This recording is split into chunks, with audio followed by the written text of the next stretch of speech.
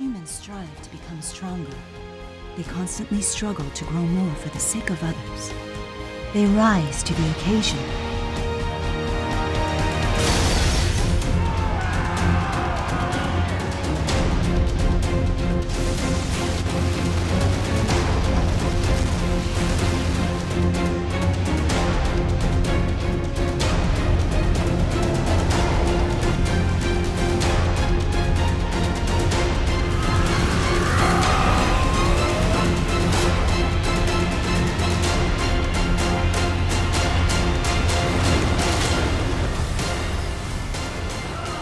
JRPG fans rejoice, the long-awaited Tales of game, Tales of Xillia, finally hit shelves on the 9th of August in Europe. Tales of Xillia launches on the Tales of 15th anniversary, and it's brilliant to see such a great series last for so many years.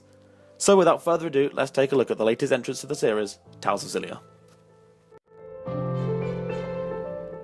Tales of Xillia is set in Rise Maxia, a place where humans and spirits coexist. The game is set in Rise Maxia's two main countries, Rashagul and Najor. Jude Mathis is studying in the capital of Rashagul, Femont, as a medical student, though after a large amount of patients are remitted to his hospital after a failed spirit art, he decides to investigate. As he goes to investigate, he bumps into a strange girl, Mila Maxwell, who's also investigating the death of a number of spirits. While both of them are investigating, they find out what has been causing the deaths of spirits, but are forced to flee an enemy base, but as they do, Mila finds out she's lost the ability to summon the four spirits. Mila then decides to travel to the shrines she originated from, in order to perform a ritual to bring the spirits back. And that's where the true story of Xillia begins.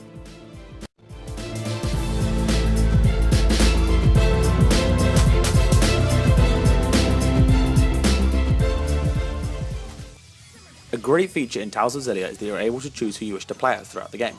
You get to choose between Jude Mathis or Mila Maxwell, and depending on who you choose, there are a few differences in cutscenes and story-based segments. Whilst the main story arc doesn't change, these differences are what will make you want to go back and replay Xillia for a second time after completing it. As you can imagine, characters are a massive part of the game, and they're voiced well and have great and different personalities from one another. When playing Xillia, you will instantly realise how likeable each character is, and want to know so much more about them. The first big thing I noticed when playing Xillia was that there was no world map. This was confusing at first due to some side quests making you backtrack through the world, though Xillia quickly fixes its lack of world map with a great fast travel feature, which takes you to previous locations surprisingly quickly. Sadly though, the lack of world map does give Xillia a very linear feel, which kind of disappointed me when playing the game. Combat in Xillia is excellent, and after a few matches you'll feel comfortable fighting enemies. In combat you have the ability to perform simple sword attacks, or use special powers known as arts, and when these are mixed together can perform some brilliant combat possibilities. The Link feature in my opinion had to be a great addition to combat. Linking characters together allows more powerful moves to be performed. Knowing when to link and change links between your characters makes for some in-depth combat which feels very rewarding. In Xillia, each character has a Lilium Orb, which is a feature that you spend level up points on to develop your characters. The Lilium Orb feature is so diverse that you can really go into detail on what skills you want your characters to specialise in.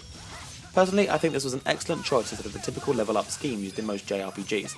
Though do not worry if the Lilium Orb system is a bit too mind-boggling, as the game has an auto level button, which levels your characters instantly for you. The graphical style of Tales of Xillia looks stunning and brings the world of Rise Maxia to life. It isn't too obvious while playing that Xillia is over a year old now in Japan. The introduction for the game has a brilliant anime style opening instead of using the character models, and this looks incredibly beautiful. In a way I kind of wish though that there were more of these anime based cutscenes. From the opening music all the way to battle and wild roaming music, you will not be disappointed in Xillia's soundtrack. So much effort has been put in to make a beautiful soundtrack, making sure that each environment feels different. The one big song in Xillia that stood out was the game's opening. It sounds brilliant and makes for a great opening sequence which you'll want to watch every time you load up your game.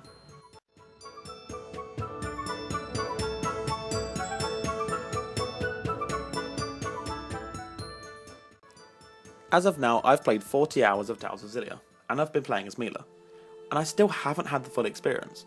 Whilst the game's story in itself can take up to 40 hours, side quests, leveling up, and even more can add another 10 plus hours to your game and allow you to fully explore the world of Rise Maxia. Xillia is an excellent game with a solid story, deep and interesting characters, and a deep yet easy to pick up combat system. It is brilliant to see that whilst this game makes its mechanics deep, it also looks out for players who would be new to the JRPG series and unsure of how to use these systems.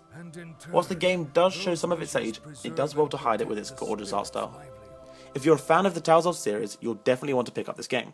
Though if you haven't played a Tales of game before, I would highly recommend Tales of Xillia as a solid game with brilliant ideas that is well worth every single penny. I know he must be stopped. I know I must help stop him.